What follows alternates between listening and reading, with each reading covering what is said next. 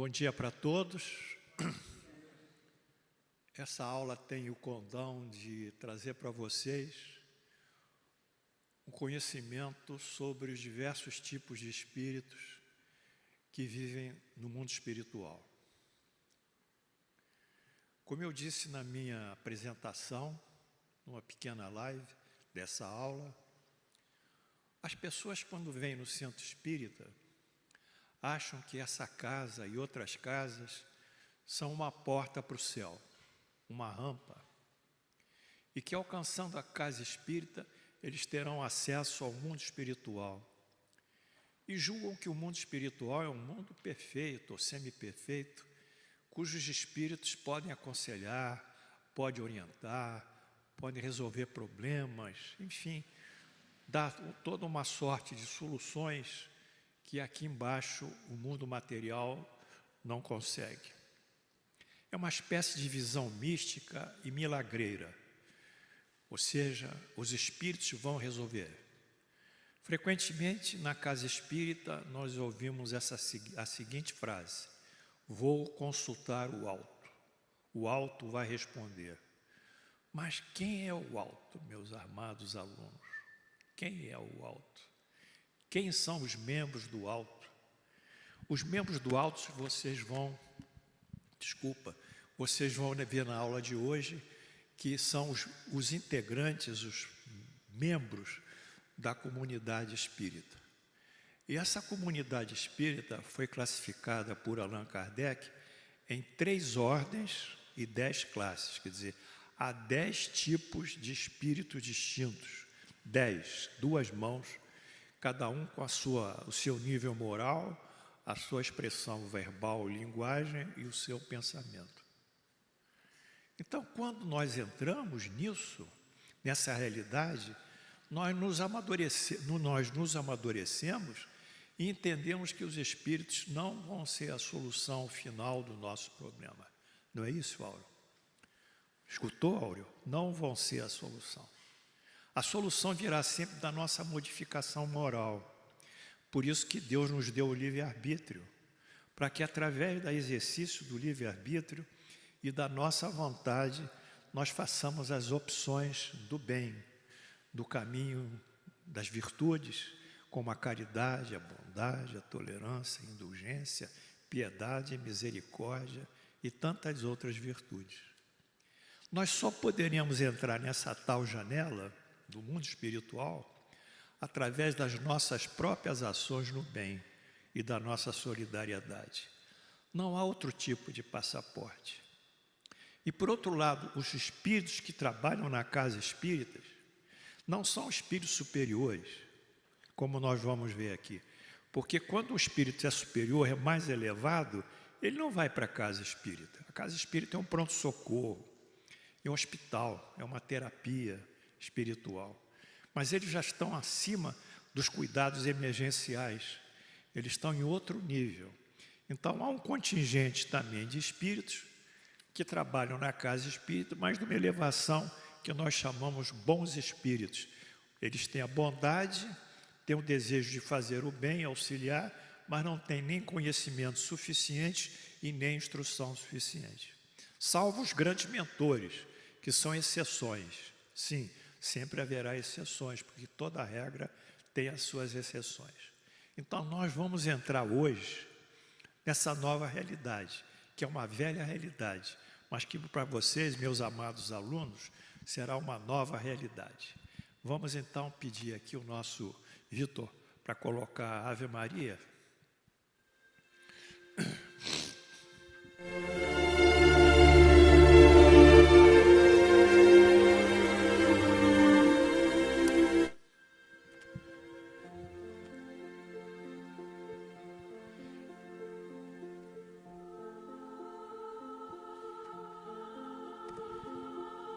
Senhor Jesus, Deus nosso Pai, invocamos o vosso nome, invocamos a vossa ação num ato de socorro e de apoio ao nosso trabalho.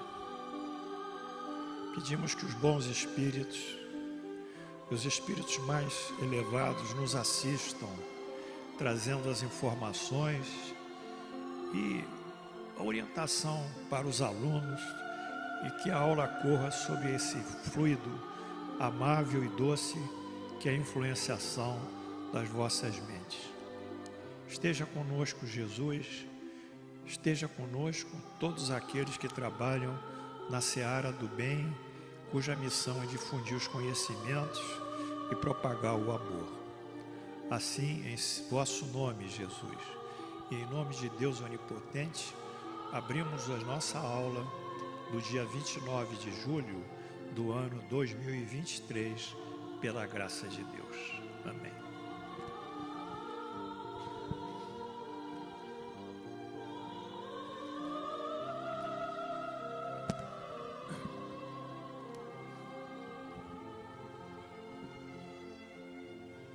Bem, pessoal, a aula está aqui, comunidades espíritas, diferentes ordens e classes de espíritos no mundo espiritual. A aula terá a seguinte sistematização. Eu vou ler uns conceitos sobre cada espírito, que define cada classe de espírito, e a Lucinha vai ler uma história que eu construí. A Lucinha é minha auxiliar aqui, professora, pedagoga, uma pessoa maravilhosa, por isso que ela está aí, porque eu não sou tão bom quanto ela é bem melhor do que eu. Então, comecemos aí, Vitor. Bem, a pergunta 96 do Livro dos Espíritos.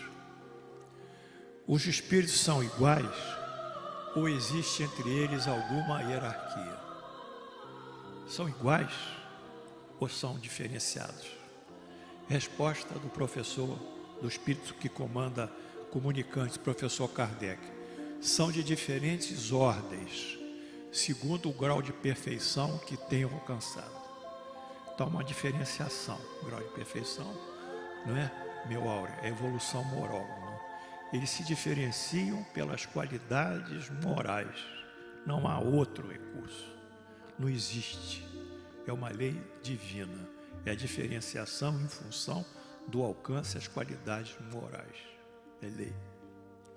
Aqui então eu cito Lucas 16, capítulo 16, versículo 26. É uma parábola do rico e do Lázaro. E o Lázaro está distante, já está com o pai Abraão de um lado do céu, e o rico ficou para o outro lado. O Lázaro sofreu em vida, mas depois de desencarnar subiu para o seio do Abraão, e o rico ficou numa outra parte de sofrimento. Então trava-se o seguinte diálogo, em que o pai Abraão responde a Lázaro: além disso, existe para sempre um grande abismo entre nós e vós, de maneira que os que desejam passar daqui para junto de vós não podem fazê-lo, como também ninguém pode passar do lugar onde estás para aqui. Então, em Lucas já há essa discriminação. Ali, no seio do Abraão, há virtude. No rico, há o viciação ainda. Então, há separação natural pelas qualidades morais. Próximo. Bem, como é que nós podemos classificar os espíritos?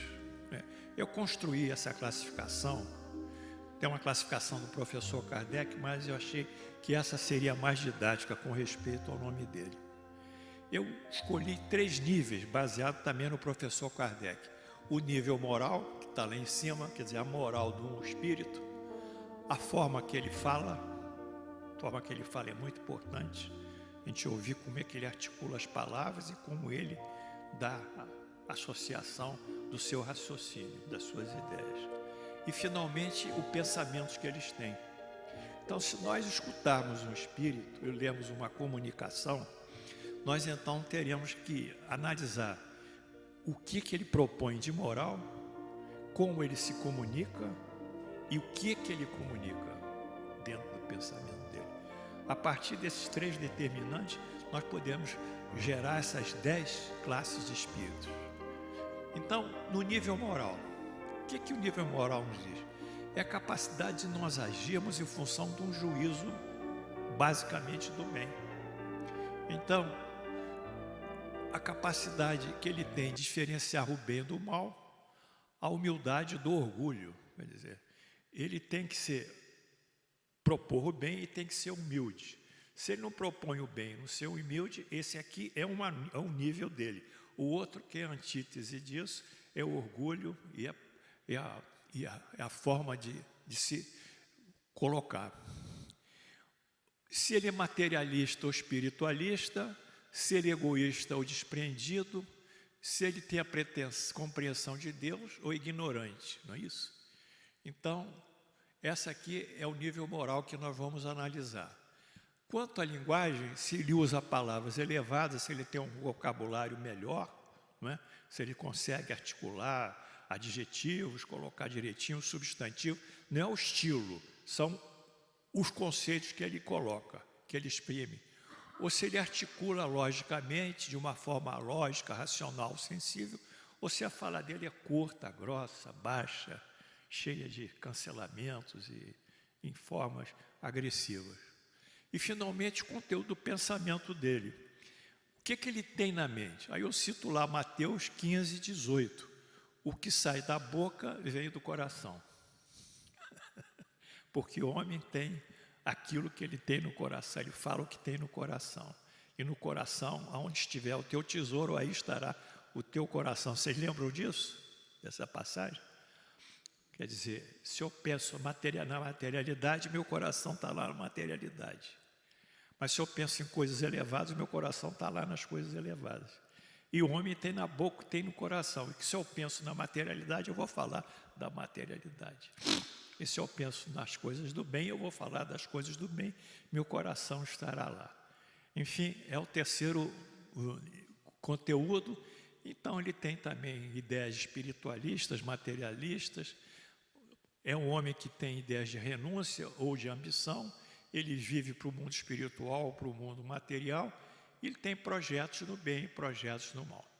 Feitas essas determinantes, esses critérios, então nós chegamos aqui ao grau de adiantamento moral do espírito, podemos qualificar, e a qualidade e virtudes que ele tem, ou as imperfeições que ele tem. Quer dizer, é um verdadeiro diagnóstico, é um quadro de diagnóstico dos espíritos que nós comunicamos.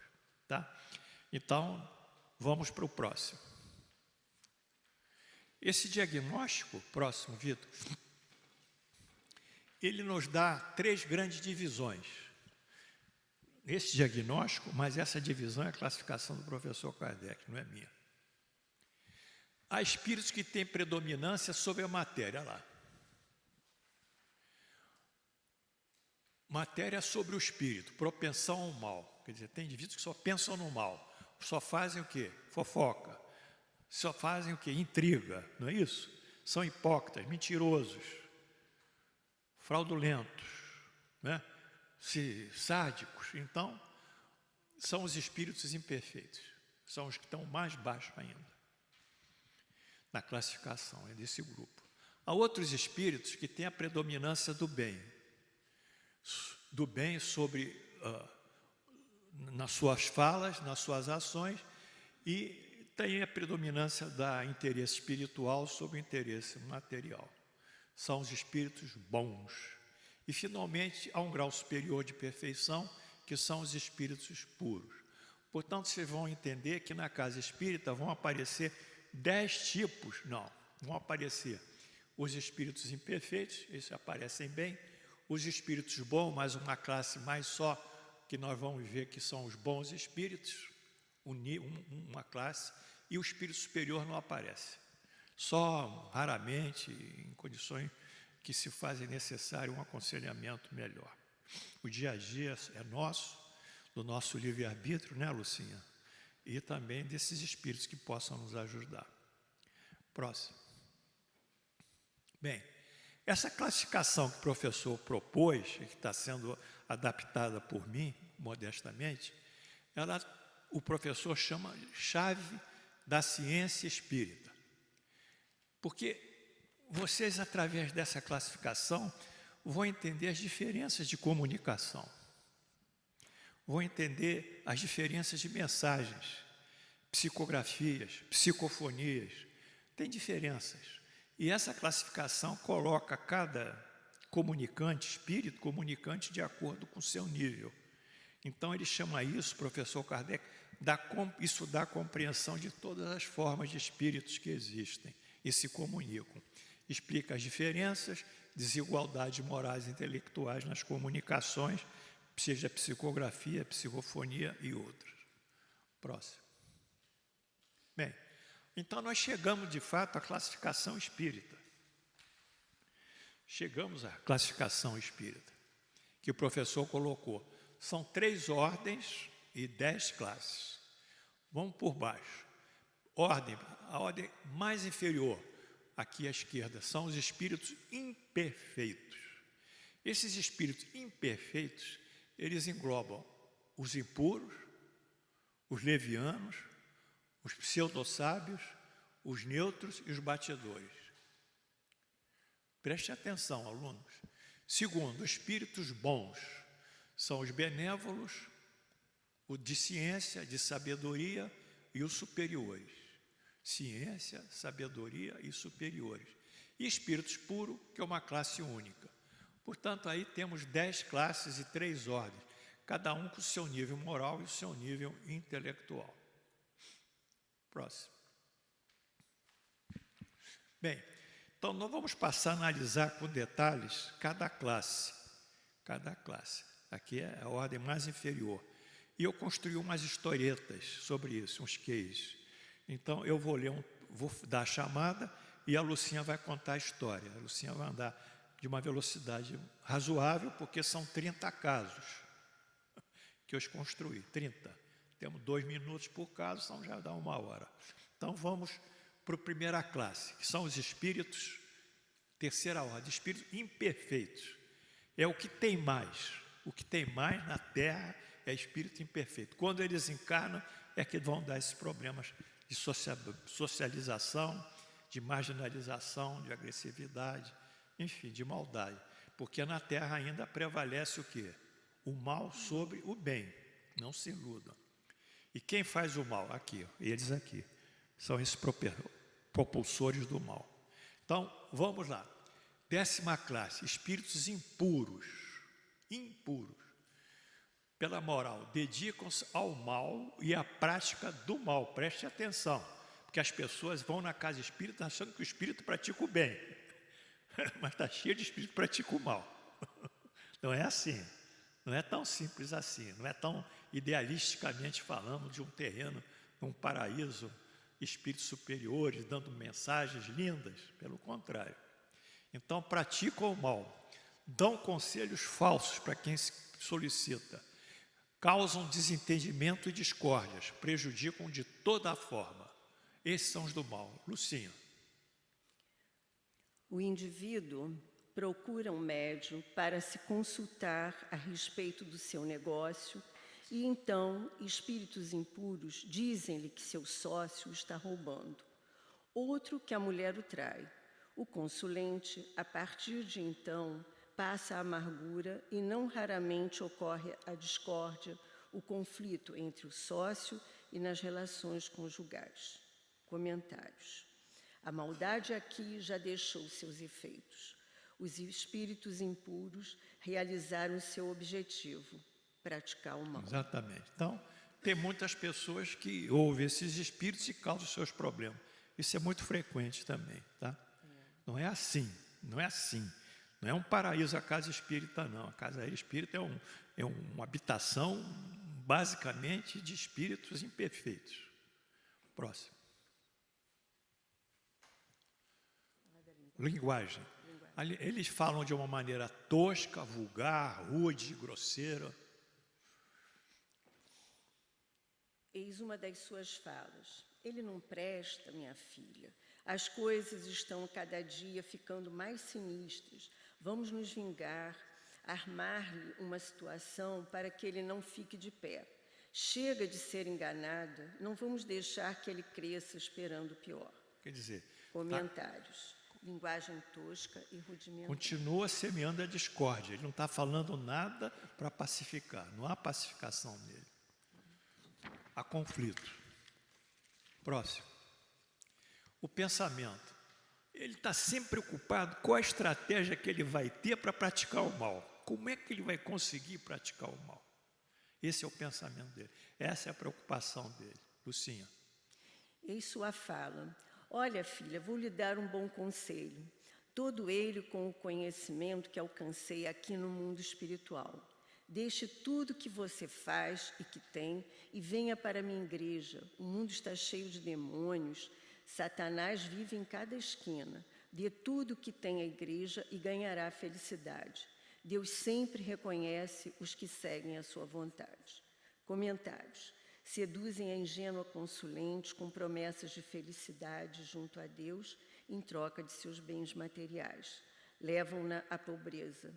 Tudo como se Deus comercializasse seu amor e proteção. Isso é muito sério que eu estou falando e é muito comum no Brasil. Muitas senhoras viúvas, fragilizadas, homens também, aposentados, com uma parte psicológica enfraquecida, vão a uma dessas igrejas e lá eles dão os bens dele, acreditando que vão ganhar o reino dos céus.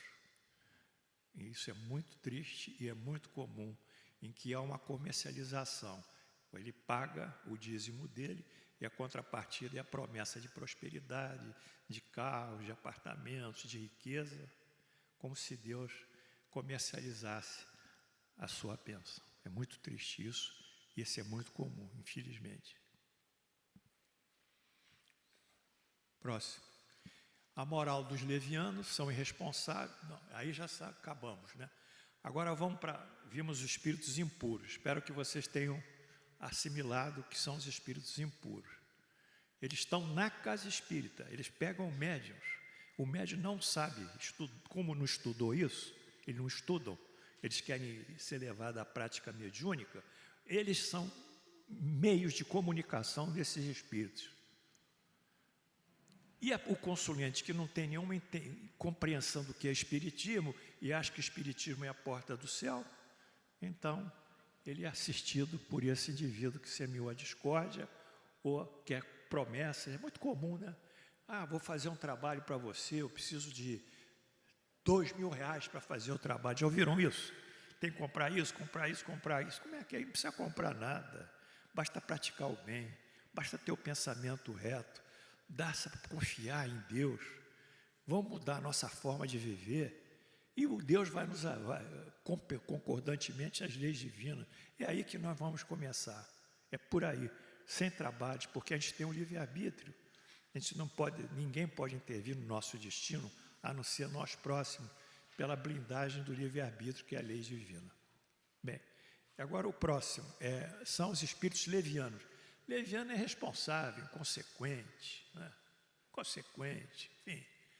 Diverte-se, eles criam as suas contradições, criam as suas inseguranças e ficam rindo, gozando das pessoas que caíram nas suas armadilhas. Eles são chamados, frequentemente, de diabretes ou de duendes, né? Numa linguagem mais comum. São irresponsáveis e inconsequentes. Lucinha.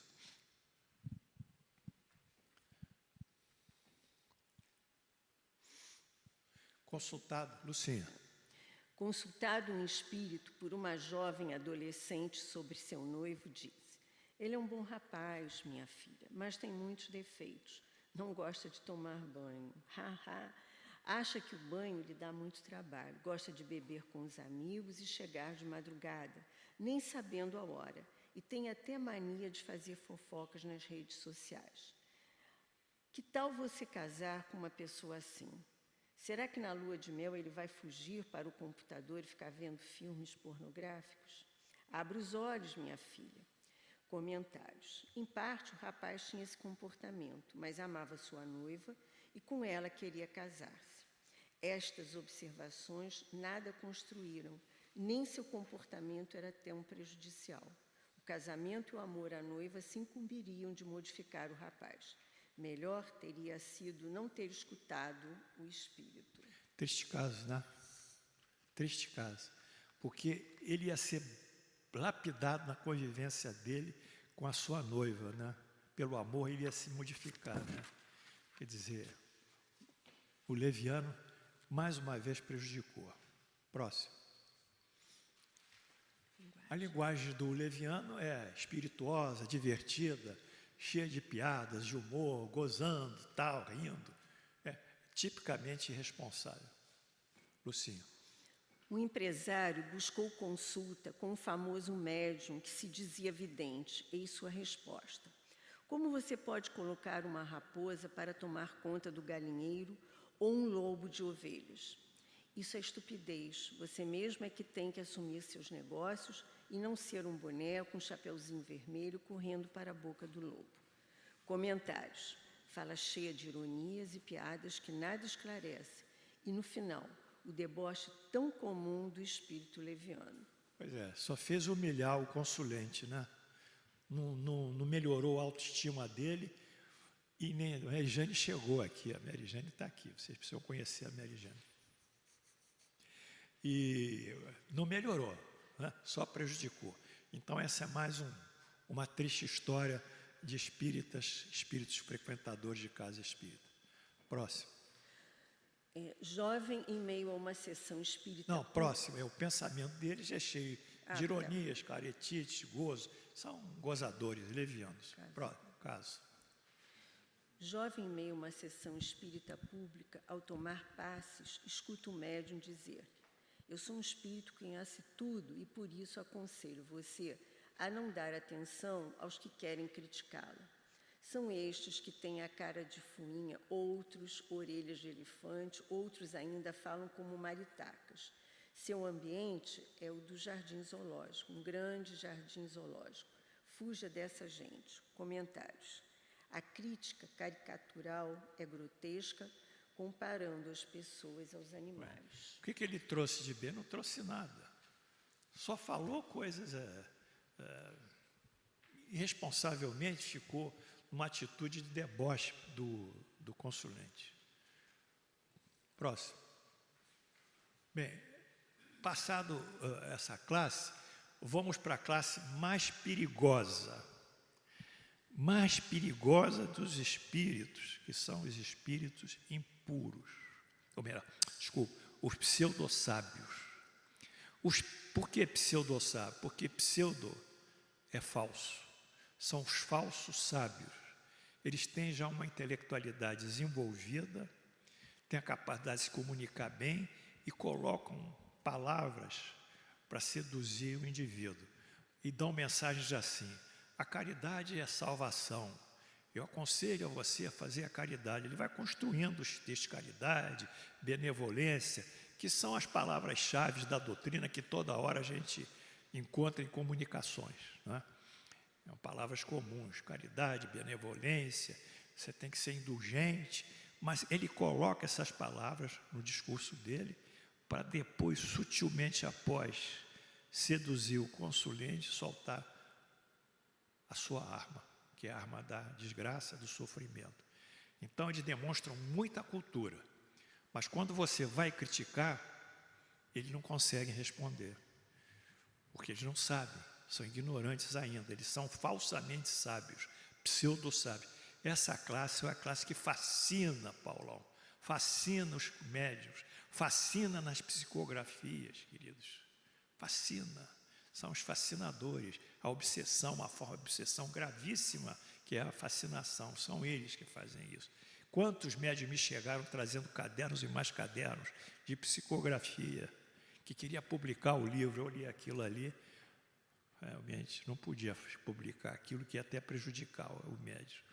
Então nós temos que ter muito cuidado com esses, que são inteligentes, sedutores e conseguem convencer pela sua aparente comunicação, pelo seu aparente raciocínio, sua aparente lógica, aqueles que consolam.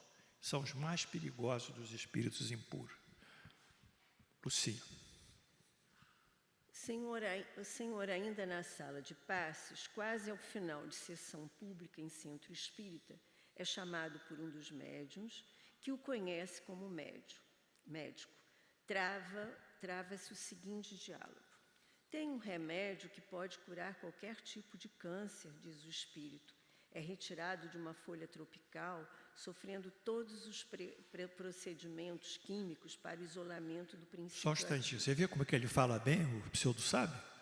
Tem termos técnicos ali, né? Princípio ativo, tal, né? Ele entende um pouco, nesse caso ele entende de farmácia bioquímica, né? Vamos lá. O médico retruca, tem? Sabe qual é o nome do princípio ativo, a substância química responsável? Como? Está duvidando do que sei? Eu fui grande cientista, um eminente pesquisador quando encarnado. Isso é mentira, não foi nada. Não aceito críticas ao meu trabalho, mas, retruca o médico, eu não estou criticando, estou querendo saber. Você é um desconfiado por natureza, está proibido discutir comigo. Cancelou o sujeito. Não pode discutir, eu que sei. Quando vai apertar ele, pedir algum esclarecimento, como ele não sabe, é ignorante, mas ele se faz de sábio, ele cancela o diálogo, fecha as palavras. Lembre-se que sou um espírito, daqui sei muito mais que você. Estou lhe oferecendo a riqueza e a fama para a sua profissão. Riqueza e fama para a profissão, né? Está oferecendo a desgraça, né? Próximo, porque se o cara receber aquele produto que ele quer, está prescrevendo para ele, o produto químico que vai curar a doença, o câncer, seja lá o que for, e aquele sujeito fazer uma infusão, ou fazer um soro, ou fazer até um remédio via oral, o médico vai se desgraçar, vai ser chamado de charlatão. Quantos, Mary Jane, quantos, olha para mim, querida, quantos médicos entraram nessa com a cura do câncer? Quantos? Quantos? Aqui mesmo, no Casa Espírita, a gente tinha um Aveloz que curaria o câncer, que tenham realmente algum produto químico, mas nós temos quantos tipos de cânceres? Sei lá, 30 diferentes, 40 tipos. Quer dizer, como isso é difícil, como foi dito que o Aveloz curaria e depois, ao longo do tempo, ele curou alguma coisa e deixou de ser eficaz na terapêutica. Foi um caso dentro aqui do Frei Luiz, isso. Tem um livro até sobre isso. Por quê? Porque esses aqui induziram esse médium a acreditar que o Aveloz seria câncer, a cura do câncer. Hoje a cura do câncer, a gente sabe que a melhor cura é alterar a genética do indivíduo, né? Alterar a genética do tumor, tentar, através de um processo hoje chamado terapia individual, tratar o indivíduo de acordo com a genética dele, alterar o gene dele, alterar o gene, altera o tumor, e o tumor se autodestrói, sem remédio, sem drogas, apenas com uma terapia genética, que eu acho que é o futuro nosso. Mas eu estou chamando a atenção de vocês, porque isso é muito caro. Vocês vão aí, vai lá fulano de tal, no centro lá de Goiás, faz isso, tal, tem a cura, o outro tem a cura, está cheio de cura de câncer, meu Deus! Está cheio de gente curando, cheio de gente tratando. Atrás deles estão esses pseudo-sábios. E a fascinação que o pseudo-sábio efetuou na mente daquele médico, daquele indivíduo. Tristeza, mas é verdade. Vocês têm que acordar, Áureo tem que acordar bem para o que está sendo dito aqui. E não ficar naquela credibilidade sem base factual e sem lógica, né? Acreditar sem raciocinar e sem buscar fatos e evidências. Não é isso, Áureo? Hein, querido? Próximo. Bom, a linguagem é uma linguagem fina, bem articulada, usa termos técnicos, evidencia aparente conhecimento, né? Isso faz parte da estratégia dele de sedutora.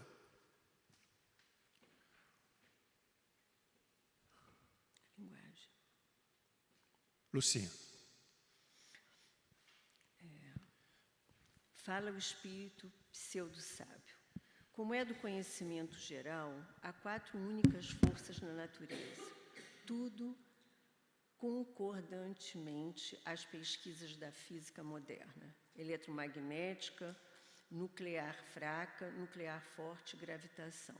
Porém, Ao longo de minhas pesquisas, descobri uma nova e quinta força que estarei aqui neste centro aplicando para vocês. Peço que todos sigam o seguinte ritual. Usem no pulso direito um bracelete de cobre, no pescoço um colar de alumínio e, ao deitar, deixem um copo de água à cabeceira com um pedaço de carvão. Mas como a força se manifestará, indaga um dos presentes. Ela apresenta... Que ele usou termos eminentemente de física, ele conhece as forças que existem na física. Ele usou isso.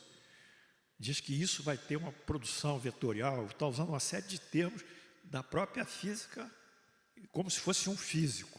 Agora, quando o indivíduo pergunta, continua, Lucinha. Ela apresenta alguma ligação com estas 4 forças conhecidas? Não, é uma força eletromagnética ainda desconhecida pelo homem. Apresenta 2 ligações vetoriais com as dos outros planetas. Está também ligado aos extraterrenos. O senhor poderia informar-me as funções do copo de água, do carvão, do bracelete e do colar? O espírito permanece em silêncio e em seguida responde: isso eu não posso informar, basta seguir o que mandei, siga as minhas determinações. Comentários. Como se vê, é muita argumentação teórica, muitos termos técnicos sem qualquer comprovação. O vazio explicativo está presente. Pois é isso que eu queria colocar a vocês. Esses pseudo-sábios, eles atuam muito na medicina, mais na medicina e, às vezes, basicamente é isso, com promessas de cura, né? Aliás, quem vai na casa espírita também está buscando a cura, né?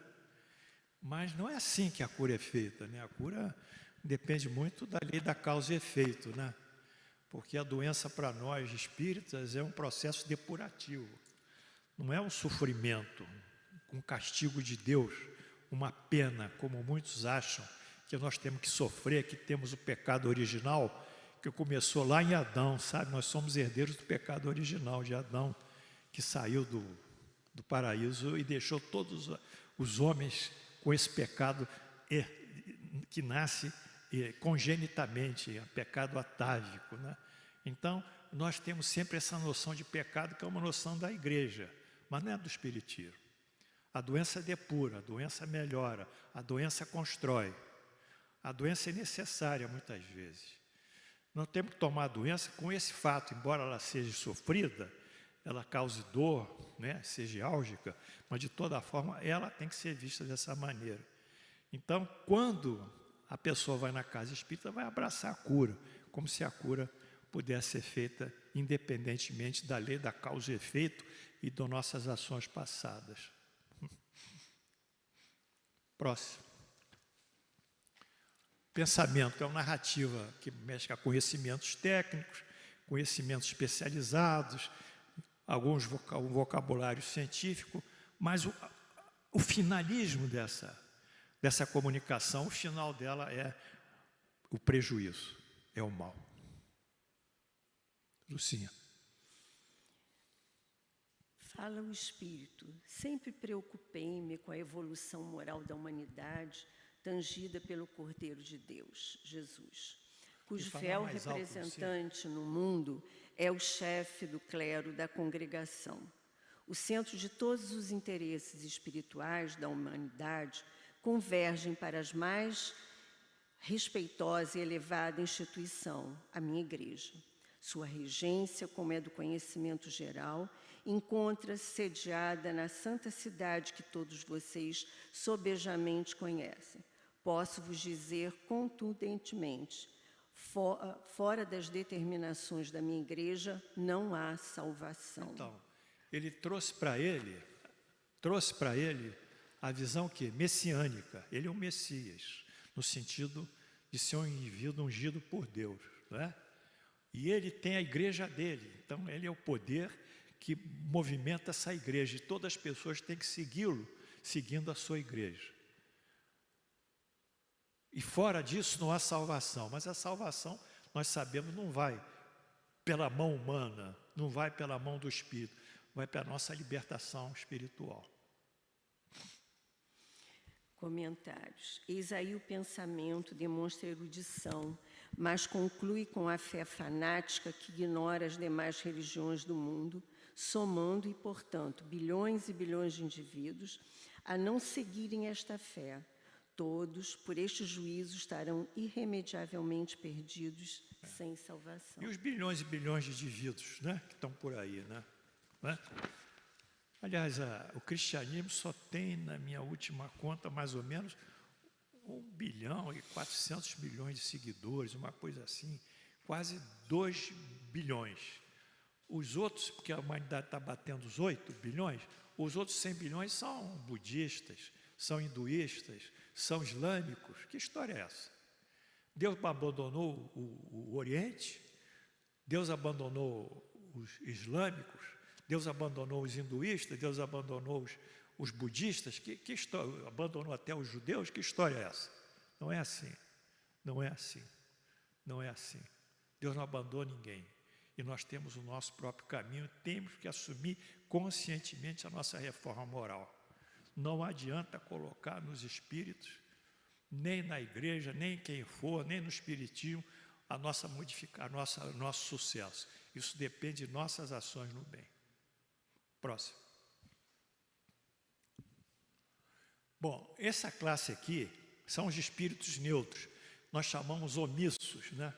Eles não fazem o bem nem o mal, não se envolvem com nada, vivem no estágio de distanciamento das coisas, não querem agir, pela sua missão eles compactuam no final com o mal, porque se você não combate o mal cresce. Nós temos que fazer o bem e combater o mal, não é só fazer o bem, não. Se a gente vê uma coisa errada, a gente tem que procurar melhorar. Enfim, esses neutros são totalmente omissos e vazios dentro de si próprio. Lucinha. Questionando-se um espírito neutro sobre sua posição sobre o aborto, respondeu: nada tenho a dizer, cada um deve fazer o que achar melhor. Em outro momento, sobre a degradação do meio ambiente com a destruição de florestas, matas virgens e todo um ecossistema. Da mesma forma, cada um é dono da sua vontade. O que tem o mesmo interesse é poder voltar à terra, pois até hoje não me esqueci dos prazeres que lá gozei. Comentários. Observa-se omissão, indiferença e egoísmo, preocupação mesmo só consigo. Eles não se envolvem, mas também não se envolvem com o mal, mas também não praticam o bem. Então, portanto, são espíritos ainda imperfeitos, distantes da prática do bem. Próximo. Linguagem, vulgaridade, pobreza vocabular, frases curtas e vazias. Diz o espírito neutro: tudo para mim é muito simples, não tenho interesse em aprender. As coisas já estão boas como estão. Não me perguntem coisas que não sei responder e nem explicar. Comentários. A pobreza intelectual e a expressão verbal igualmente pobre tipificam sua linguagem. Pois não. Próximo. Pensamento. Omissão e indiferença, evita temas que lhe exigem esforço mental. São zeros, parados. Estão dormindo em cima do sofá da sala, enquanto lá fora a humanidade entra em conflito. Verdade. O discurso se repete. Nada tenho a dizer, nada posso explicar. Vivo muito bem desta maneira, não quero me envolver. A pobreza ideativa e o desinteresse por tudo tipificam a omissão e a amoralidade é o seu selo de identificação. Exatamente, a missão e a moralidade. A moralidade é a falta de moral. Imoralidade é contra a moral. Quer dizer, o indivíduo que se veste nu e sai pela rua, anda nu, ele é imoral.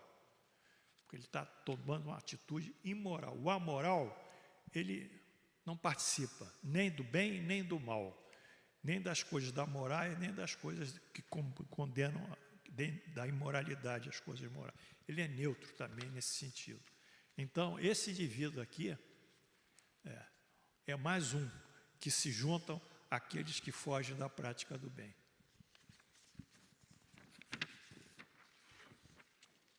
Próximo.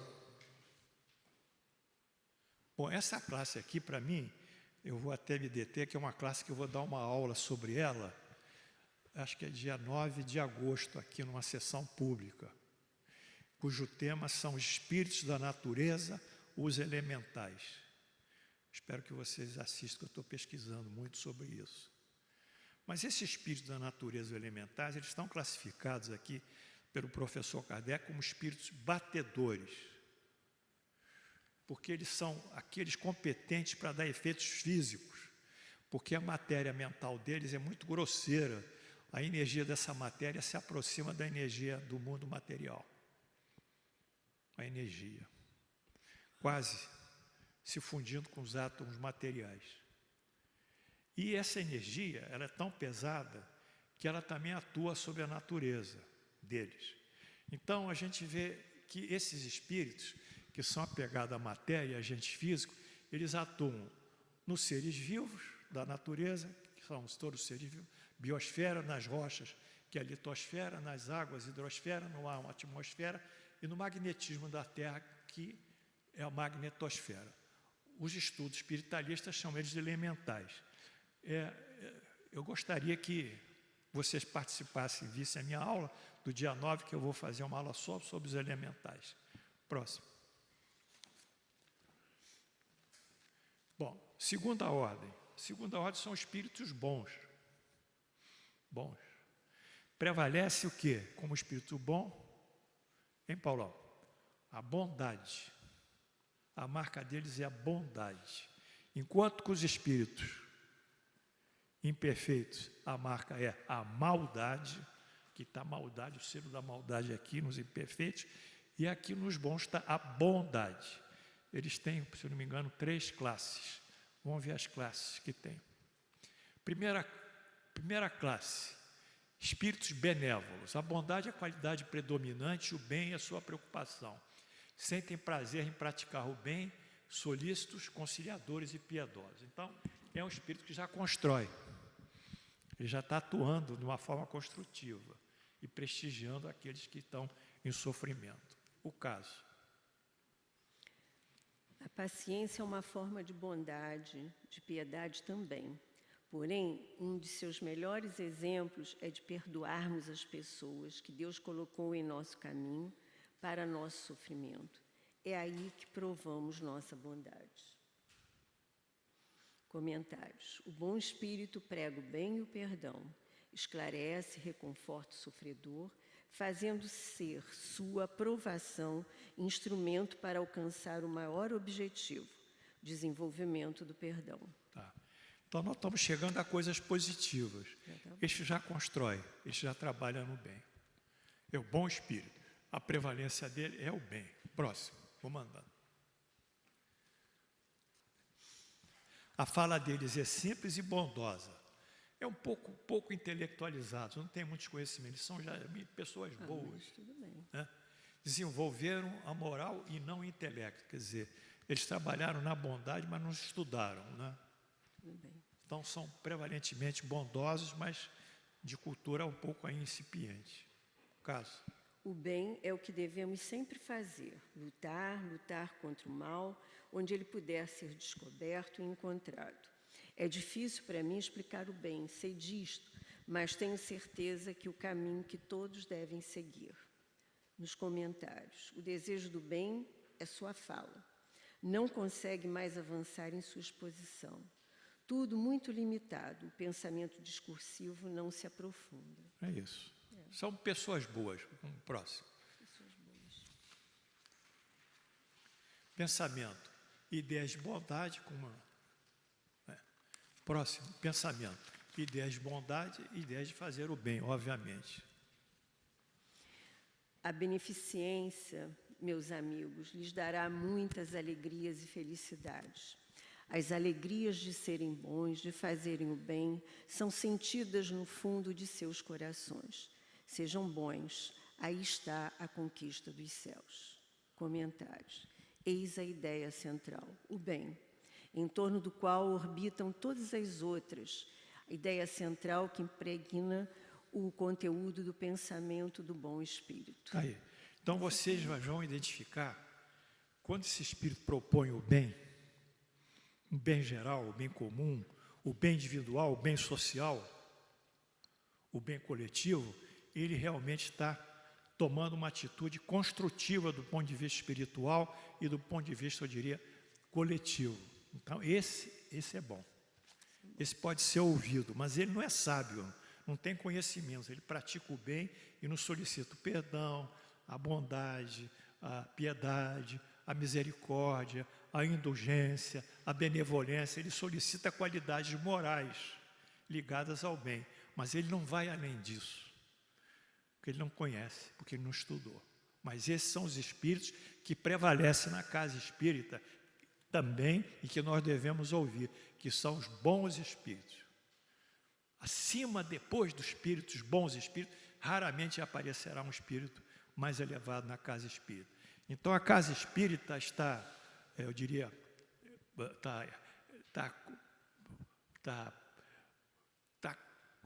está integrada, tem a sua população formada de dois tipos de espíritos. Os espíritos lá atrás, imperfeitos, que nós vimos todos eles, desde os espíritos impuros até, vamos supor, os pseudo-sábios, que aqueles espíritos batedores não entram em comunicação, só atuam na natureza. Lá atrás, e aqui os bons espíritos. Essa é a população da casa espírita. São os indivíduos da casa espírita. Então, vocês têm que tomar conhecimento disso, para poder entenderem a comunicação do espírito. Outra coisa, um espírito mais interessante, ele é sintético, objetivo, é claro. A gente tem palestras espíritas que falam 1 hora sem parar. Quando eles começam a falar depois de 10, 15 minutos, a gente perde a noção do que ele está querendo dizer. Prolixidade não é sinônimo de espiritualidade. Não é. Prolixidade, complexidade, um vocabulário fechado, cheio de erudição, não é sinônimo de espiritualidade. Espiritualidade é concisão, objetividade e singeleza. Já viram Jesus, se ele era prolixo? Falava, pregava as suas palavras de uma maneira tranquila. Né? Então, nós estamos ainda invadidos por um mundo de palestrantes, que Deus me perdoe, que vive da prolixidade e de uma sorte todas de aconselhamentos, tipo autoestima, que nem está a ver com o espiritismo. O espiritismo não é autoestima. O espiritismo não é palestra de autoestima. O espiritismo é palestra de esclarecimento de lógica e da razão. Porque através desse conhecimento nós nos modificaremos. Isso está contido lá no frontão do templo de Delfos. Conhecerás, o próprio Jesus diz, conhecerás a verdade te libertará. Ou então, conhece a ti mesmo por ti mesmo. Essa é a grande virtude. Então, nós temos que utilizar essa razão espírita, essa lógica espírita, para podermos entender a dinâmica da nossa modificação moral. Vocês entenderam?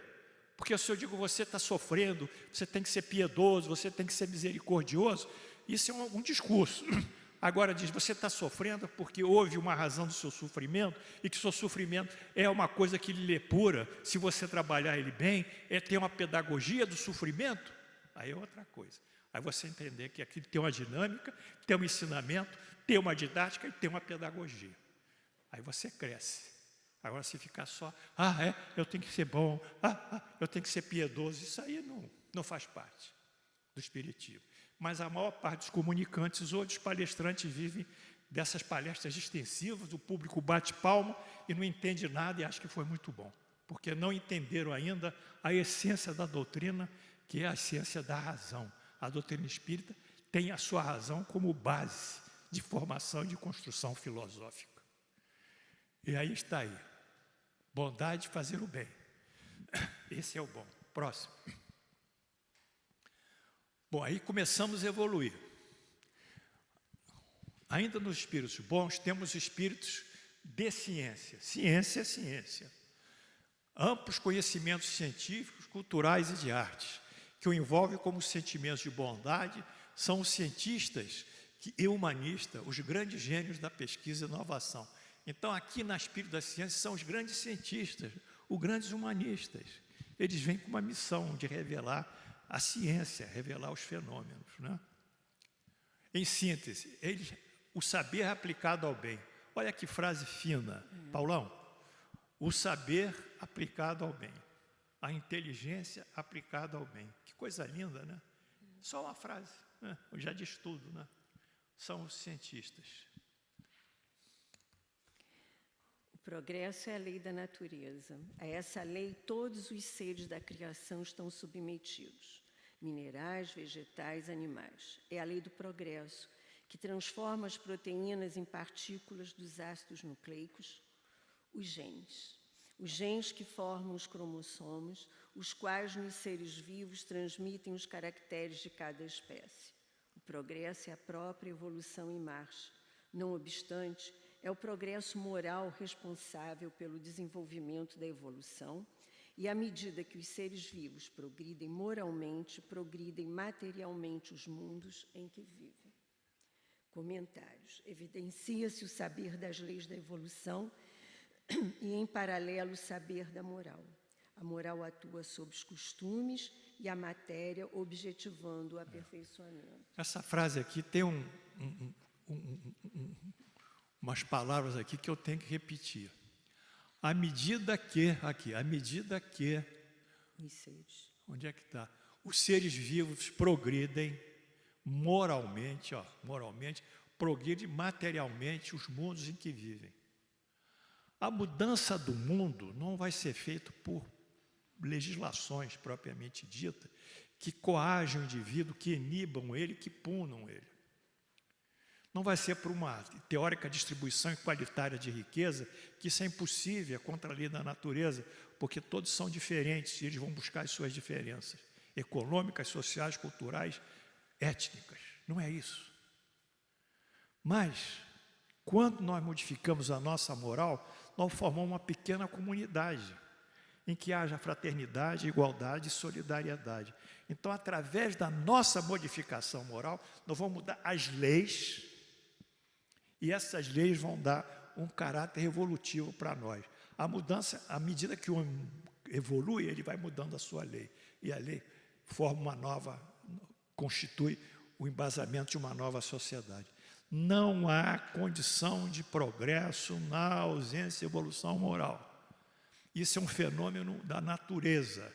Todas as leis que contrariam a natureza, todos os sistemas políticos que contrariam a natureza, cairão por mais anos ou menos anos, porque não podem progredir. Estão contra as leis da natureza e é essas que prevalecem. Então, aqui, esse espírito da ciência nos traz novas verdades. Em geral, aqui no caso, é mais da ciência, diria, ciências naturais, né? E não as ciências sociais. Mas, de toda forma, é um grande avanço que nós temos. A linguagem dele é cheia de vocábulos científicos, né? E a exposição dele segue um caminho lógico, uma inteligência muito linearmente, uma comunicação linearmente inteligente. Comunicação. Lucinha. Há um fluido etéreo que enche o espaço e penetra os corpos. Esse fluido é o éter, ou matéria cósmica primitiva, geradora dos mundos e dos seres. São-lhe inerentes as forças que presidiam as metamorfoses da matéria, as leis imutáveis e necessárias que regem o mundo. Galileu, Sociedade Espírita de Paris, 1862-1863. Comentários. O discurso denota rica técnica vocabular, conceitos precisos sobre a origem e formação dos mundos e seres. Essa mensagem, Galileu, ele deu mensagem, algumas mensagens lá na Sociedade Parisiense de Estudos Espíritas. Essas mensagens podem ser encontradas no livro A Gênese, os Milagres e as Predições, segundo o Espiritismo. Então, aí já mostra a ciência do Galileu, mostrando que tem uma matéria cósmica primitiva, ali em cima. Aqui, essa matéria cósmica, a ciência já viu que não existe vácuo, né? O universo não é vazio, tem sempre uma força, uma energia permeando todo o universo, mesmo que aparentemente seria vácuo, não há vácuo. E a Galileu deu isso em 62, de 1862. Próximo. O pensamento é ligado à ciência e à cultura. Lucinha. Há questões que nós mesmos, espíritos amantes da ciência, não podemos aprofundar e sobre as quais não poderemos emitir senão opiniões pessoais, mais ou menos hipotéticas. Galileu, Sociedade Espírita de Paris, 1862-1863. Comentários. Galileu é belo exemplo de espírito de ciência. Seus conhecimentos científicos movimentam-se para o bem. A ciência é sua constante preocupação. Chamo aqui a atenção o seu pudor e a honestidade ao confessar. Há questões sobre as quais tão somente poderemos emitir opiniões pessoais, mais ou menos hipotéticas. Então, Galileu, ele mostra a humildade dele. Ele tem a hipótese dele, mas a hipótese dele, que é vamos supor, a formulação de um fenômeno, a formulação teórica de um fenômeno, ele tem que cair para onde? Para o fato, cair embaixo. Enquanto ele formula assim, vamos supor, Newton, a força da gravitação universal, matéria atrai matéria, de uma maneira, ele formula isso, mas ele tem que comprovar esse princípio teórico que ele formulou. Ele vai comprovar estudando a queda do corpo, medindo a altura, velocidade, aceleração, aí ele comprova. Muitos dos palestrantes espíritas, muito do mundo espírita, vivem no terreno das hipóteses. Eu acho isso, eu acho aquilo. Não tem que achar nada, cara. Não dá para achar. Não dá para achar. Você pode dizer, eu acho, mas é uma opinião pessoal minha, que deve ser o quê? Comprovada amanhã em fatos. Se tornar evidentes, perceptíveis, não é? Fazer parte da ciência. Então, Galileu aqui, ele, embora tenha essa noção toda, já está no mundo espiritual, ele é humilde, ele diz que está transitando nas hipóteses, que ele não tem conhecimento acima daquilo. Eu acho isso maravilhoso no cientista, a humildade. Próximo. Bom, aí nós estamos avançando. Agora vamos trabalhar nos espíritos que estão mais voltados para a arte, para o campo da moral, o campo social e o campo da moral. Aqueles eram da ciência. São os espíritos da sabedoria.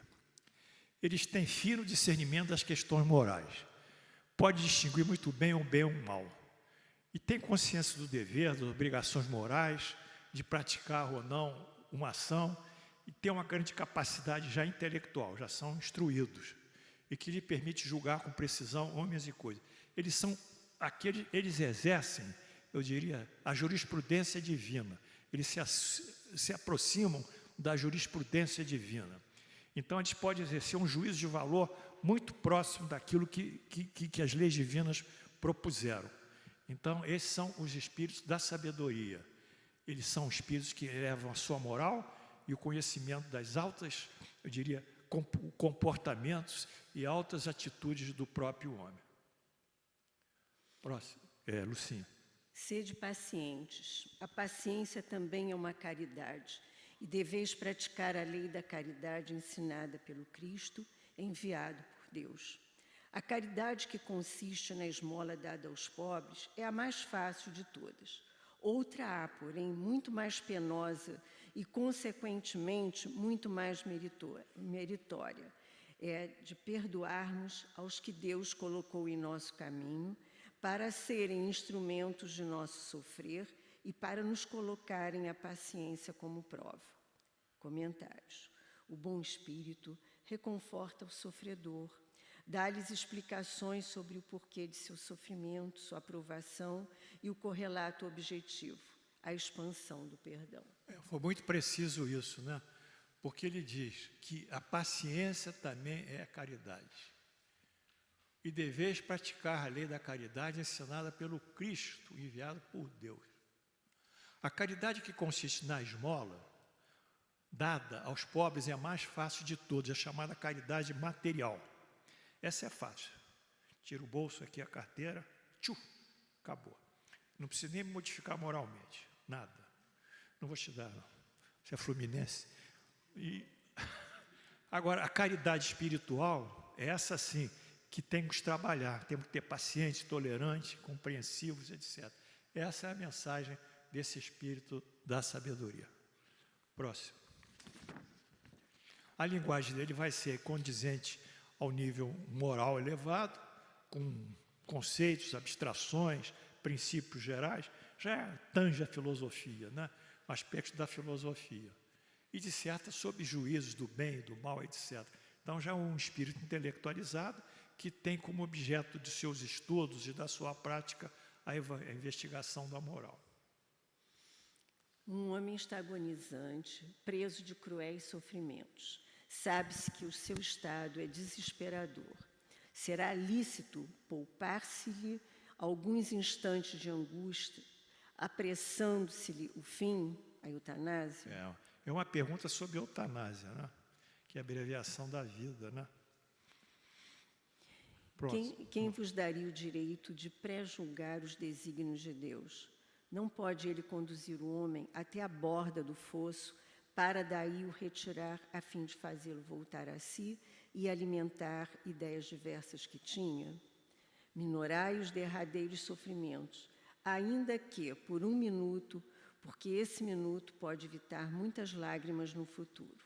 São Luís, Paris, 1860. Comentários. É a moral do respeito à vida, a própria antítese da eutanásia, só possível de ser expressada em linguagem clara e de alta significação moral. E isto pode, quem tenha profunda compreensão do respeito ao próximo, como a criação de Deus, a quem, em última análise, caberá tirar a vida que deu. Então, esse é um princípio nosso do Espiritismo. O Espiritismo é contra o aborto, a não ser umas exceções que tem, né? O problema da mãe, que é diabética, que não pode ficar grávida, que vai ter problemas, ela mesma, problemas com insuficiência cardíaca, né? O aborto através do estupro, né? Isso tem que ser visto também. Mas ele é contra o aborto, contra a eutanásia, que é a morte feita pelo médico, né? Sobre a aquiescência da família. E a gente chega a um momento que eu queria questionar com vocês, meus alunos, e o pessoal aí que está me vendo, fulano está entubado, está cateterizado, tem uma sonda nasogástrica, entra por aqui, tchau, papapau, vai até o estômago, aí bota as substâncias, proteínas, substância nutritiva e alimenta ele parenteralmente. Respira por aparelhos, que está entubado. Tem uma vida vegetativa, não tem mais reflexo, não tem mais nada, vive daquela maneira. Então a gente diz, mas a vida dele acabou, ele é um vegetal, se tirarmos algum aparelho, ele vai morrer, né? Qual é a concepção difícil do Espiritismo? Vocês sabem qual é? Aquele cara que está entubado, em coma profundo, alimentado artificialmente, respirando por aparelhos, aquele indivíduo ele tem a vida espiritual dele. Paralelamente ao corpo inerte sob o leito, paralelamente a uma vida ativa do espírito. O espírito não morre. O espírito é vontade, inteligência e consciência. É um espírito.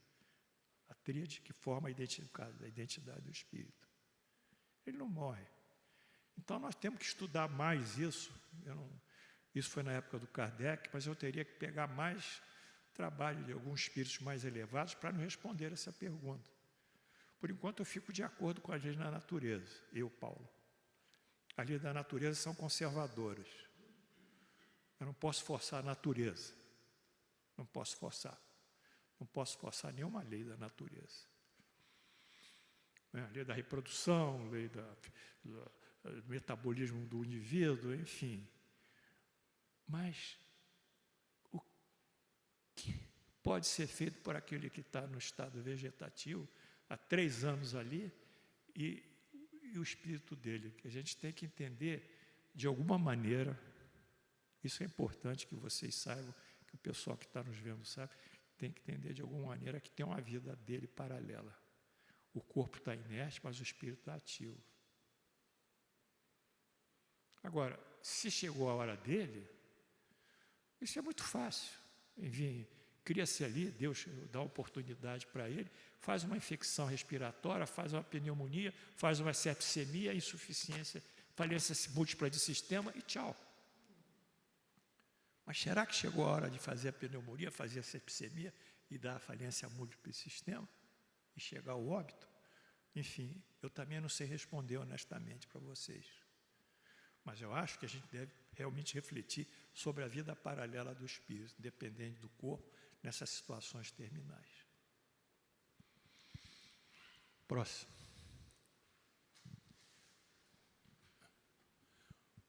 Bom, as ideias são voltadas para o comportamento do homem, o homem consigo mesmo, como é que ele se comporta, sua honra, dignidade, caráter, educação, instrução, na relação dele com o próximo, o respeito ao próximo, os direitos do próximo, propriedade, justiça, e a sociedade também que vai para a justiça, direitos e deveres de paridade. O espírito da sabedoria, quando encarnados, são os grandes filósofos.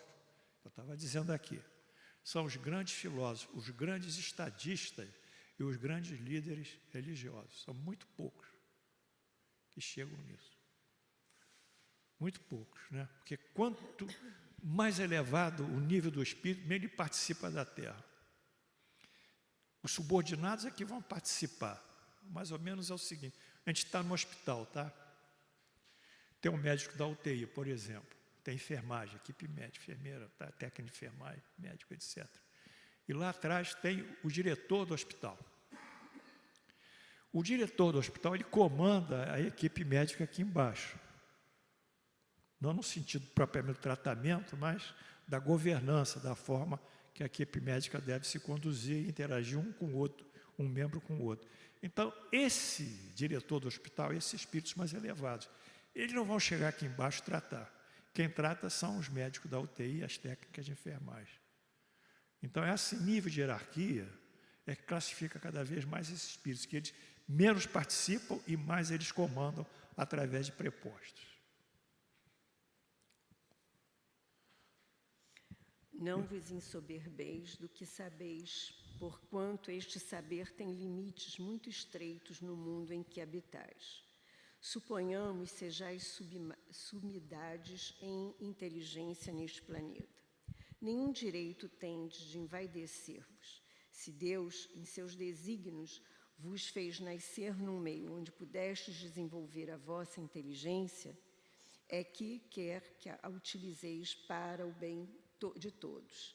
É uma missão que vos dá, pondo-vos nas mãos o instrumento com que podeis desenvolver, por vossa vez, as inteligências retardatárias e conduzi-las a ele. Ferdinando, Espírito Protetor, Bordeaux, 1862. Comentários. A preocupação com a ética marca o pensamento do espírito de sabedoria. Neste caso, a ética no uso da inteligência. Muito bem, a ética que é a preocupação maior e a moral do espírito de sabedoria. Próximo. A moral, agora vamos para a segunda classe.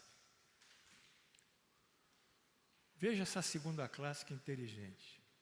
Nós tínhamos a bondade nos espíritos bons, não tínhamos? Tínhamos o que mais? A ciência nos espíritos científicos, não foi? Uhum. E a sabedoria nos espíritos voltados para a moral. Espírito de sabedoria. Então, quando funde bondade, ciência, sabedoria, forma quem? Espírito superior. Esses são os grandes tutores da Terra. Mas eles estão sob o comando de Jesus. Jesus está sob o comando de Deus, tem uma hierarquia. Mas esses são os grandes, mas eles não vêm aqui, eles têm uma hierarquia de subordinação, subordinado. Então, eles fundem a ciência, a sabedoria e bondade, e a sua superioridade os tornam aptos à formulação de princípios ao comando do mundo espiritual. São os grandes mensageiros. Vamos ver aqui um texto de um espírito superior, Lucinha. O amor é de essência divina e todos vós, do primeiro ao último, tendes no fundo do coração a centelha desse fogo sagrado. Os efeitos da lei do amor são o melhoramento moral da raça humana e a felicidade durante a vida terrestre. Os mais rebeldes e os mais viciosos se reformarão quando observarem os benefícios resultantes da prática desse preceito. Não façais aos outros os que não quiserdes que vos façam. Fazei-lhes ao contrário, todo o bem que vos esteja ao alcance de fazer-lhes.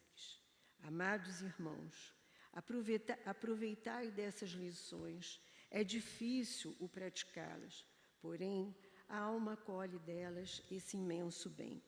Amai-vos e vereis na terra em breve transformada num paraíso onde as almas dos justos virão repousar. Fenelon, Bordel, 1861. Comentários. O texto transmite visão holística do espírito superior que nos fala do amor como moral, amor como força social ao melhorar a solidariedade e a fraternidade da raça humana, amor como bondade ao não cometermos ao outro qualquer tipo de prejuízo. Pois é, não dá nem para comentar isso, né? O amor é a grande força, né? E como Fenelon descreve isso, né? Com tanta sabedoria, com tanta bondade, com tanto conhecimento. Próximo, pensamento, linguagem. A linguagem será digna e elevada, cheia de conceitos espirituais, superiores e sentimentos de amor. Aí só ler isso já faz bem ao espírito. Por favor, Lucinha. Meus amigos, agradecei a Deus o haver permitido que pudesses gozar à luz do Espiritismo. Não é que somente os que a possuem hajam de ser salvos, e que, ajudando-vos a compreender os ensinos do Cristo, ela vos fará melhores cristãos.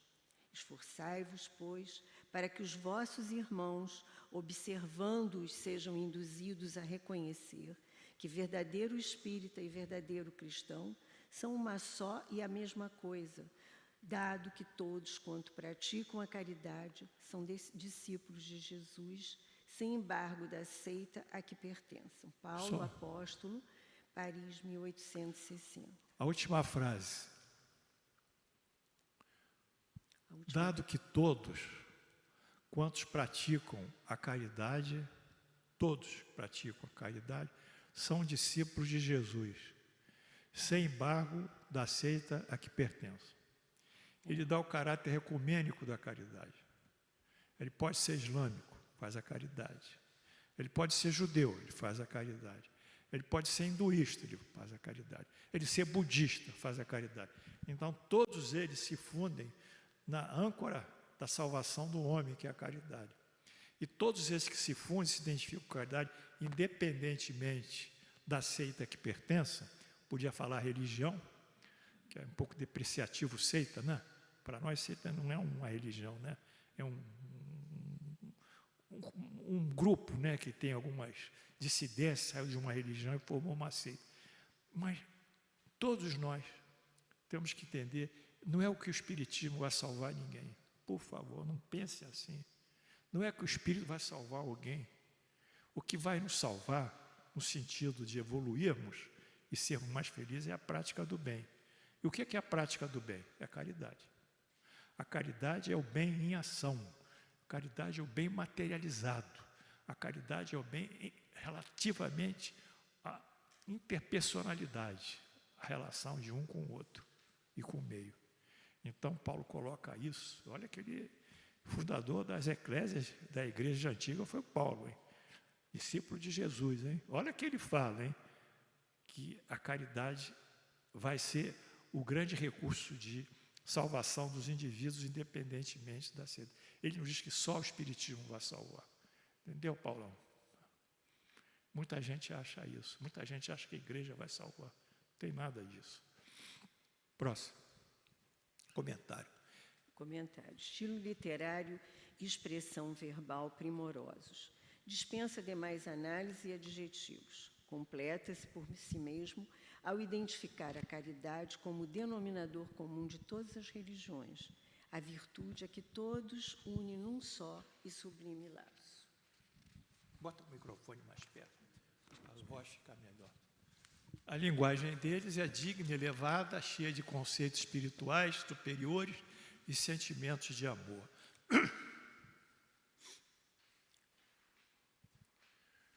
Lucinha. Sede bons e caridosos, essa é a chave dos céus. Essa é a mensagem de Vicente de Paulo. É a mensagem mais bonita que tem no Evangelho segundo o Espiritismo. Atenção, meus alunos, atenção, pessoal aí do vídeo, tá? Sede bons e caridosos, essa é a chave dos céus. Não, é a próxima. É a próxima, Vitor. Ah, tá. Essa. A caridade. Tá certo, não estou certo? Essa aí. Pode ser lido? É? Essa aí, Lucinha. Vai lá, Lucinha, vai. Pode. É. Tá certo, professor? Estou certa, né? Bom, toda a eterna felicidade se contém neste preceito. Amai-vos uns aos outros. Não pode a alma elevar-se às altas regiões espirituais, senão pelo devotamento ao próximo. Somente nos arroubos da caridade ela encontra ventura e consolação. Sede bons, amparai os vossos irmãos, deixei de lado a horrenda chaga do egoísmo. Cumprido este dever, abrir-se-vos-á o caminho da felicidade eterna. A caridade é a virtude fundamental sobre que há de repousar todo o edifício das virtudes terrenas. Sem ela, não existem outras. Muito bem. Essa citação de Vicente de Paulo, que a caridade é a virtude fundamental da nossa moral, porque a caridade tem que ser praticada, né? Não existe caridade isolada, o sujeito sozinho. Como é que vai fazer a caridade? Precisa fazer a caridade minimamente para ter uma pessoa ao lado dele. Quando são dois, já pode praticar a caridade. Mas essa caridade que Vicente de Paulo fala é aquela que está em Paulo. Eu queria que você me acompanhasse. Sei que estão cansados já, mas a gente tem que fazer uma forcinha para não dormir, nem deixar o pensamento ficar assim sonado. Essa caridade está em Coríntios 13, que ele diz: entre a fé, a esperança e a caridade, é a caridade que prevalece. Coríntios 13. Há igrejas modificaram o texto bíblico dizendo que e substituir a caridade por amor. Mas não é amor. Amor é uma coisa nossa dentro da gente que a gente projeta. Quando a gente projeta e começa a agir com amor, no bem é caridoso. Não basta ter amor, só amor. O amor até é muito pesado, vira narcisismo. O sujeito gosta mais dele do que dos outros, no sentido de se tornar cada vez mais fechado nos seus sentimentos, é o narcisismo.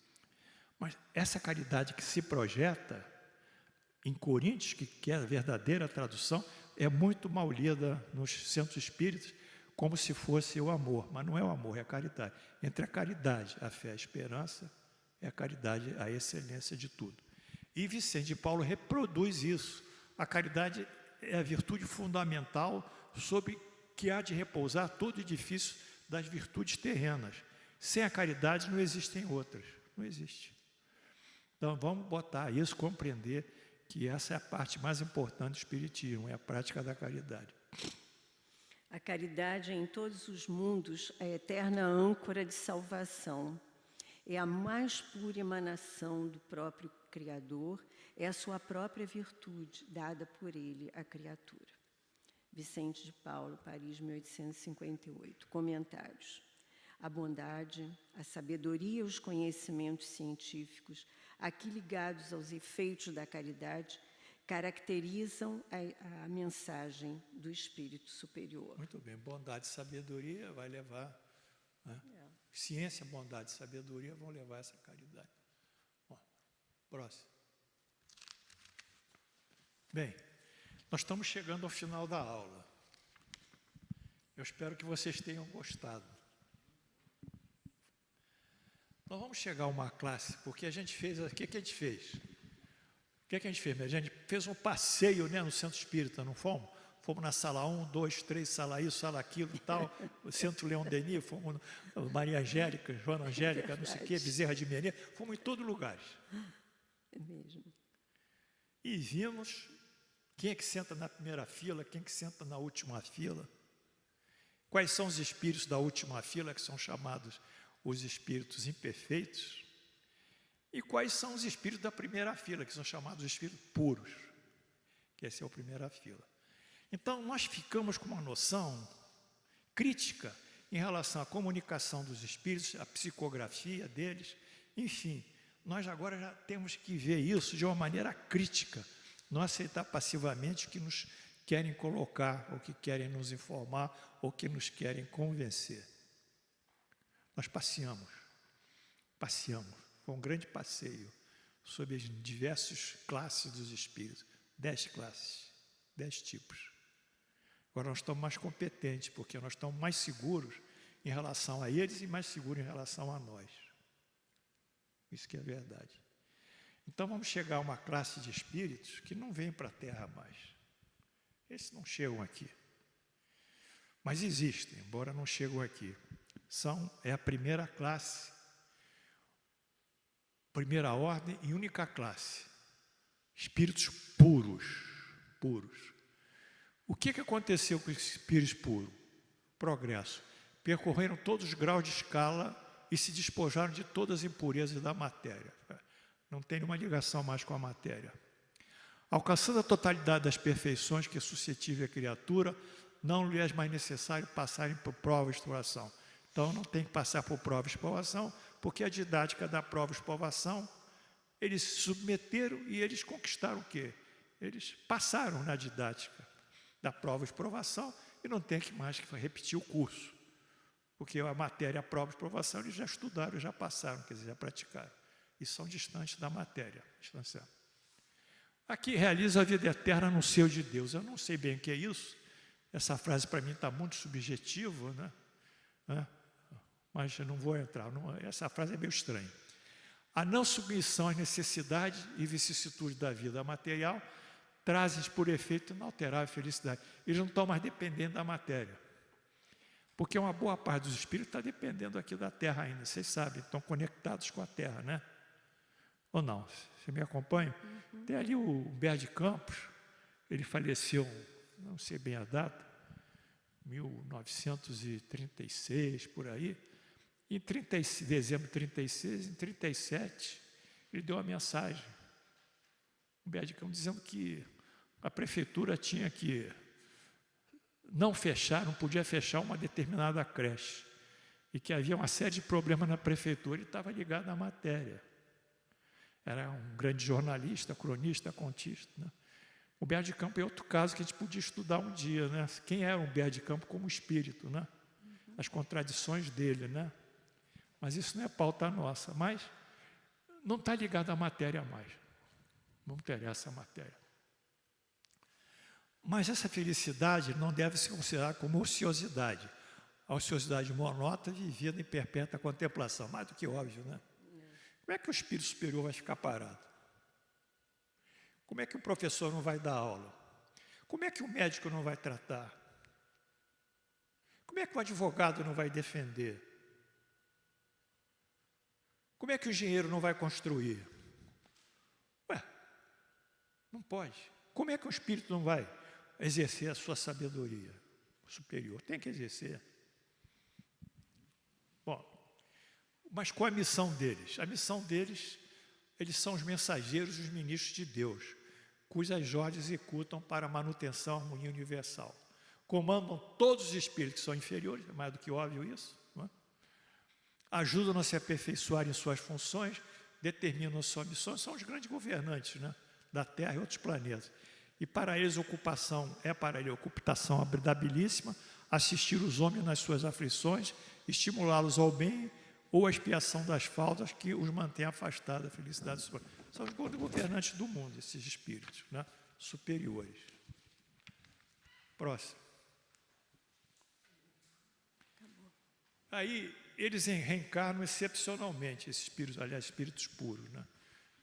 essa classificação no final do Kardec, ela ficou assim meio, para mim ainda meio nebulosa, sabe? Ele não chegou direito, o espírito puro não, sei lá, o que comunicante talvez o espírito não era um espírito puro, então ele não estava com dificuldade de caracterizar o que está acima dele, né? Mas a reencarnação é excepcional desses espíritos puros. O Senhor Krishna, em 5.000 a.C., que é uma encarnação de espírito puro. E a pergunta do nosso livro dos Espíritos, pergunta 625. Qual o tipo mais perfeito que Deus ofereceu ao homem para lhe servir de guia e modelo? Resposta do Espírito: vede Jesus. Agora, ver de Jesus, ele não é o único só, mas manda ver Jesus, o exemplo de Jesus. Jesus é o exemplo. Será que não tem outro exemplo? Pode ter, o Senhor Krishna. Porque nós estamos fechados numa visão ocidental, numa cultura ocidental, religiosa. Aí vem o comentário do Kardec. Para o homem, Jesus representa o tipo de perfeição moral a que a humanidade na Terra pode aspirar. Então ele é nosso guia, nosso modelo, nós temos que seguir o que ele determinou e disse, que estão nos seus evangelhos. Deus nos oferece como mais perfeito modelo e a doutrina que nos ensinou é mais pura expressão da sua lei. Exatamente, é a lei divina. Porque Jesus estava animado pelo Espírito Divino, quer dizer, era um Espírito puro, tendo sido o ser mais puro que já apareceu na Terra. Então, ele coloca Jesus acima dos outros, o que é uma coisa contestável, por dizendo, tendo sido um dos seres mais puros que já apareceram na Terra. Porque nós não podemos excluir, pelo menos, o Senhor Krishna, né? Nessa questão missionária. Bem, nós estamos terminando aqui. Espero que vocês tenham gostado. Isso para mim foi igual a um jogo de futebol, fiquei muito feliz vendo o jogo do meu time na quarta-feira lá no Sul. Você não viu televisão, não? Então, pessoal, é isso aí. Alguém quer fazer alguma pergunta? Não tem nenhuma heroína, não? Mary Jane, vem cá, Mary Jane. É, você mesmo. Mary Jane é uma pessoa extraordinária.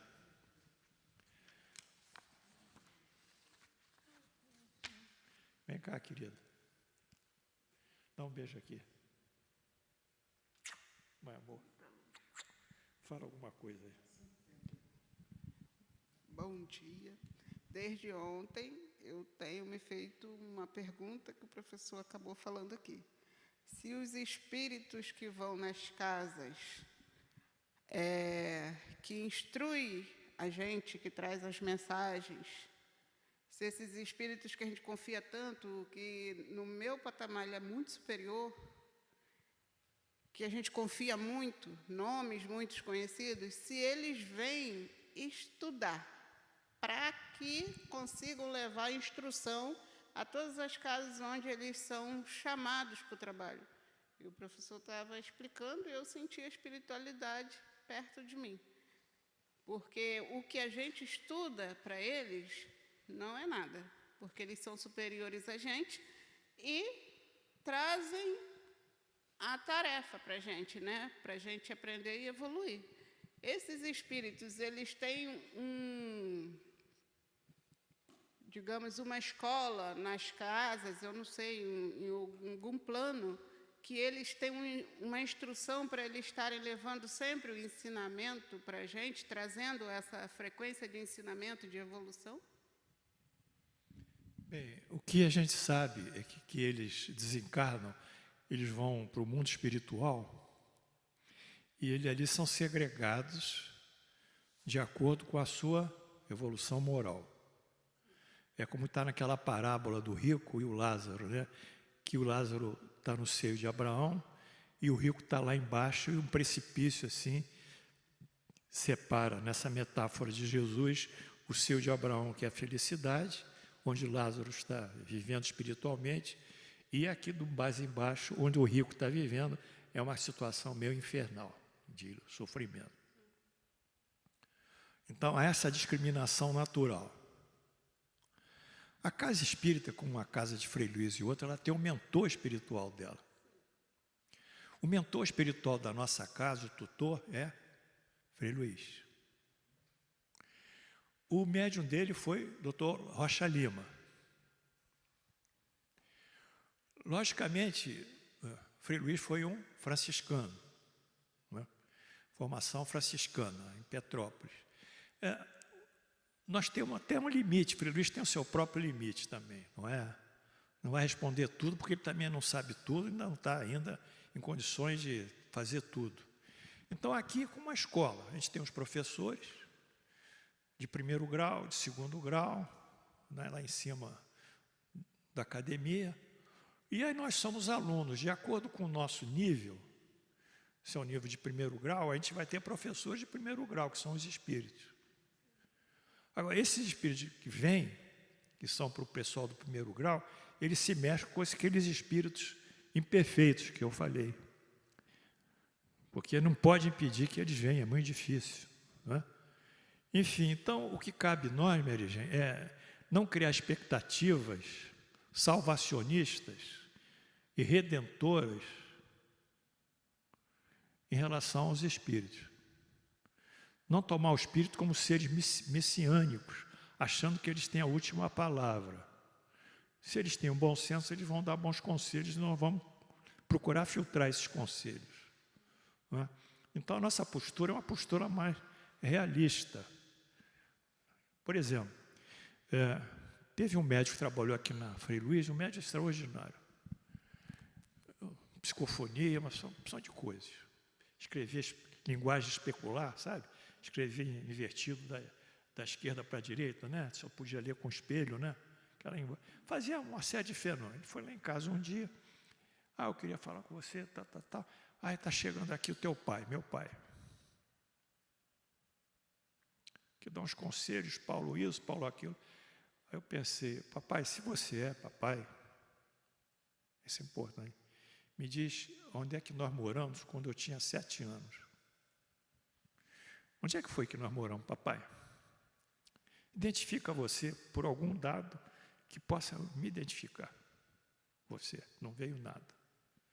Veio caridade, bondade, misericórdia, esse discurso padrão. Sabe, o discurso padrão da casa espírita? Isso, né? E não veio. Não veio. Desde que papai faleceu, eu tive uma outra experiência muito difícil. Eu fui ao Uberaba. Eu contei isso aqui uma vez, mas vou contar outra vez. Fui para o Uberaba, tinha um médio lá. Aí tinha uns 3 ônibus lá, caravana assim, sabe, em Uberaba. E aqueles ônibus, tal, para o Santo Espírito. O sujeito dizia que psicografava e recebia espíritos de familiares. Tá bom.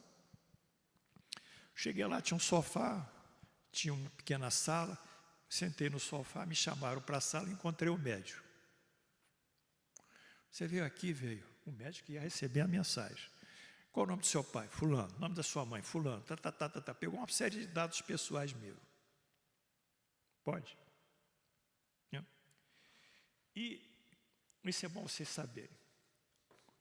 Quando ele escreveu esses dados pessoais, ele escreveu na parte inferior da lauda dele, né, da folha aqui, só daqui, do meio para baixo. Escreveu. Tá bom. Pode sair. Aí,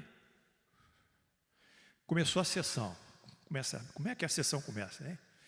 Vamos ler o Evangelho segundo o Espiritismo, não é assim o padrão? Prece primeiro, abre a prece, vem o Evangelho segundo o Espiritismo, aquela coisa toda. Aí ele pega o microfone, começa a escrever mensagens e tal. Aí o sujeito que está com ele lê a mensagem, o outro lê, ele lê mesmo.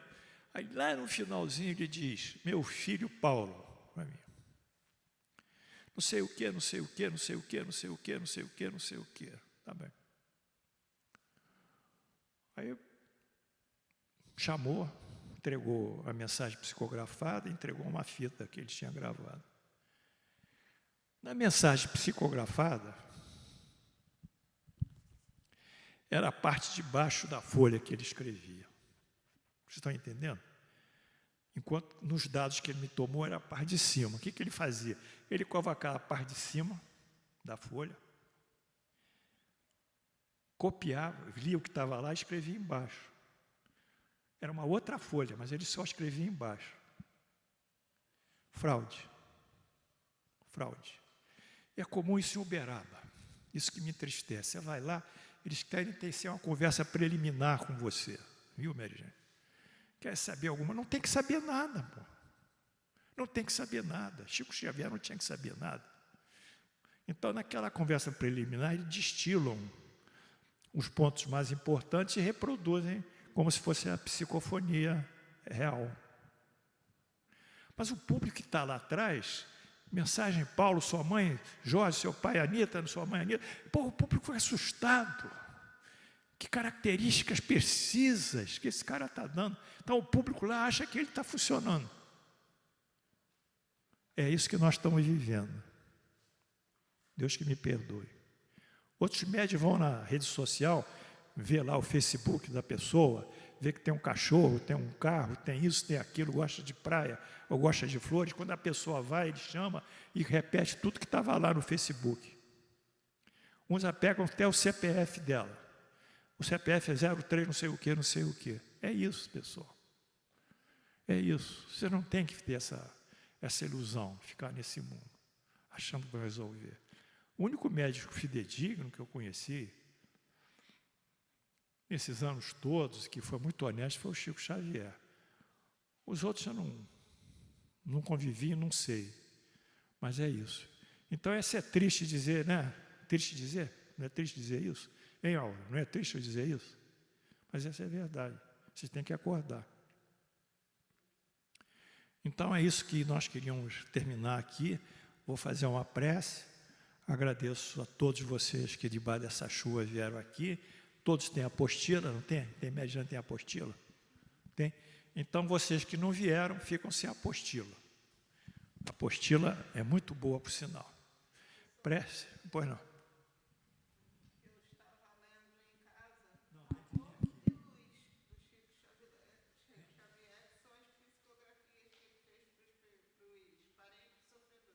Isso é a psicografia, a fase consoladora dele. Ele tem diversas fases, né?